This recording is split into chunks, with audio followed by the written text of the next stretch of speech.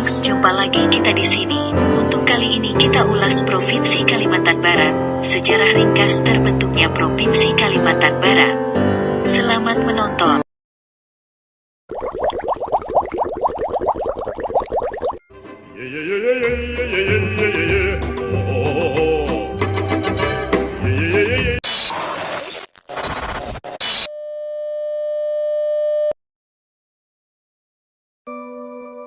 Desentralisasi Hindia Belanda. Desentralisasi ciptaan Belanda secara formil baru mulai dilaksanakan di Indonesia dalam 1903. Walaupun pelaksanaan itu didorong oleh gerakan etise politik untuk meninggikan tingkat kecerdasan dan memberikan hak-hak politik kepada bangsa Indonesia, tapi sebenarnya adalah juga untuk kepentingan rezim pemerintah kolonial Hindia Belanda, GI, 1993-22.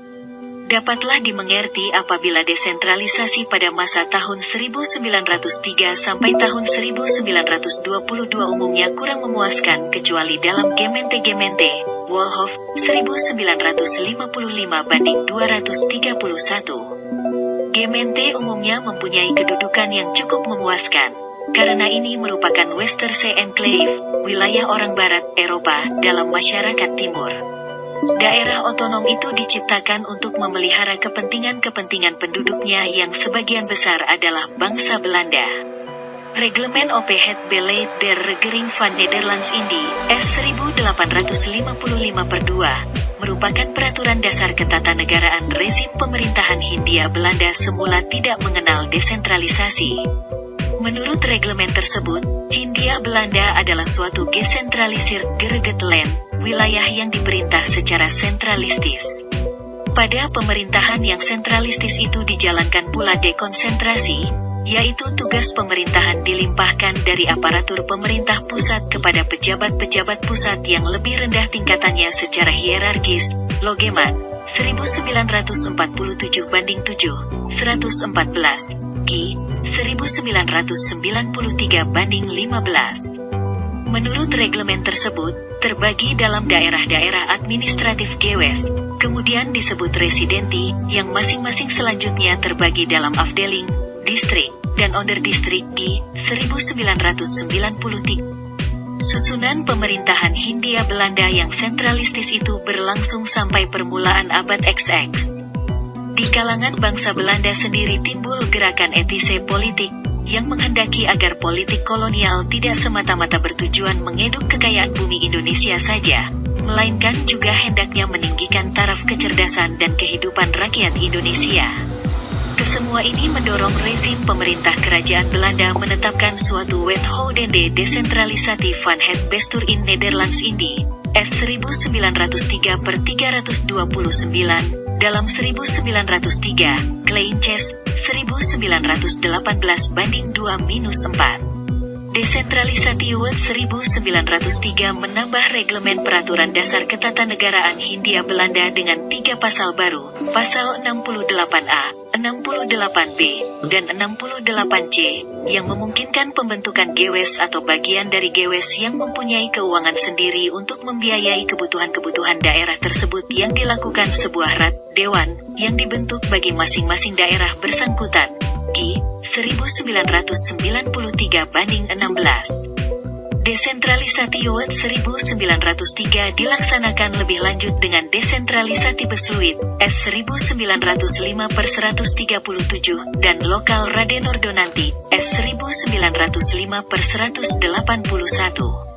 Menurut kedua peraturan ini, daerah yang diberi keuangan tersendiri disebut lokal resort, sedang ratnya disebut lokal rat, dewan setempat. Pada pokoknya lokal rat dapat dibedakan dalam gewes telik rat, bagi gewes, dan platselik rat, rat yang dibentuk untuk bagian dari gewes. Memperjelas, maka rat untuk bagian dari gewes yang berupa kota dinamakan juga Gemeenteraad. Penyelenggaraan desentralisasi seperti tersebut di atas sesudah Perang Dunia I dianggap kurang memuaskan. Sedikit keuangan yang diserahkan kepada daerah dan terlampau terbatas wewenang yang dapat dijalankan. Masyarakat menuntut diberikannya wewenang yang lebih luas dalam bidang pemerintahan. Perkembangan di dalam negeri dan dunia internasional mendorong rezim pemerintah kolonial Belanda memenuhi tuntutan itu, Misalnya untuk Hindia Belanda dalam 1917 dibuka kemungkinan pembentukan Volksraad, sedang terhadap pejabat-pejabat pemerintahan umum bangsa Indonesia Inlandse Bestuursamtenaren dijalankan politik ontevogding dengan memberikan kekuasaan yang lebih banyak kepada mereka. S 1918/674. Dalam 1922 dijalankan pembaruan pemerintahan yang memungkinkan penyelenggaraan desentralisasi dan dekonsentrasi yang lebih luas dengan ditetapkannya Wet op de Bestuurshervorming. Ketentuan-ketentuan dalam Bestuurshervormingswet 1922 itu kemudian diatur lebih lanjut dengan Provinsi Ordonanti S 1924/78. Regenat Subsordonanti, S 1924/79, dan Statsgemeente Ordonanti, S 1926/365. Terbentuknya daerah-daerah otonom baru dengan itu, maka pelbagai lokal resort dulu dihapuskan. Untuk pulau-pulau di luar Jawa yang keadaannya berlainan, kemudian ditetapkan Groepsgemeenschappsordonantie S 1937/464 dan Statsgemeente Ordonantie Buitengewesten S 1938/131. Berdasarkan ini terbentuklah beberapa Groepsgemeenschappen, daerah yang umumnya meliputi suatu Volksgemeenschap dan Statsgemeente. Di samping itu masih terdapat pula lokal resort di sana-sini berdasarkan desentralisasi Wet 1903. Pembentukan daerah-daerah otonom sejak 1903 oleh rezim pemerintah Hindia Belanda dilakukan dalam lingkungan wilayah yang langsung dikuasainya, Direct Bestuurgebied, Governmentsgebied. Tetapi dalam Governmentsgebied itu terdapat pula daerah-daerah otonom lainnya, yaitu persekutuan-persekutuan masyarakat adat asli Indonesia, misalnya desa.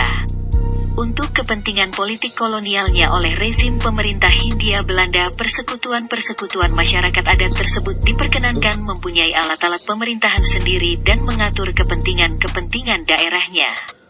Persekutuan-persekutuan ini disebut Inlandsegemente yang kedudukannya kemudian diatur dalam Inlandsegemente Ordonantie S 1906/83 untuk Jawa, Madura, sedang untuk daerah-daerah lain diatur dengan Inlandsegemente Ordonantie Buitengewesten S 1938/490.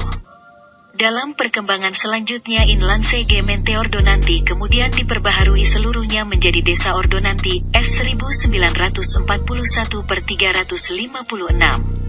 Tapi berhubung dengan pecahnya Perang Dunia II, Ordonantie yang baru itu belum sempat dilaksanakan. Di samping Direct Bestuurgebied ada pula wilayah yang tak langsung dikuasai oleh rezim pemerintah Hindia Belanda, Indirect Bestuurgebied, Landschapsgebied. Ini ialah wilayah dari kerajaan-kerajaan asli Indonesia yang pada waktu berkembangnya kekuasaan Belanda di Indonesia satu persatu diikat dan dikuasai dengan kontrak-kontrak politik, G. 1993/19. Dalam kontrak-kontrak politik itu Belanda mengakui tetap berdirinya kerajaan-kerajaan tersebut dan haknya untuk menjalankan pemerintahan mengenai rumah tangga daerahnya sendiri dengan nama Zelfbestuurende Landschappen. Kontrak-kontrak dengan kerajaan-kerajaan asli Indonesia itu dapat dibedakan dalam langcontrak, kontrak panjang, dan korte verklaring, pernyataan pendek.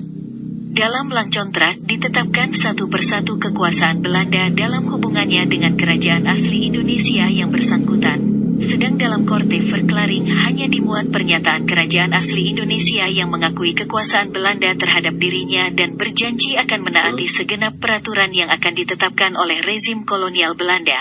G. 1993/19. Landschap yang mengadakan lang kontrak mempunyai kedudukan yang lebih tinggi daripada Landschap dengan korte verklaring, Ranawijaya, 1955. Penyelenggaraan desentralisasi pada zaman penjajahan kolonial Hindia Belanda berlangsung sampai pecahnya Perang Pasifik pada akhir 1941. Demikian yang dapat kami ulas untuk Kalimantan Barat. Terima kasih sudah menonton, jangan lupa like, komen, dan subscribe.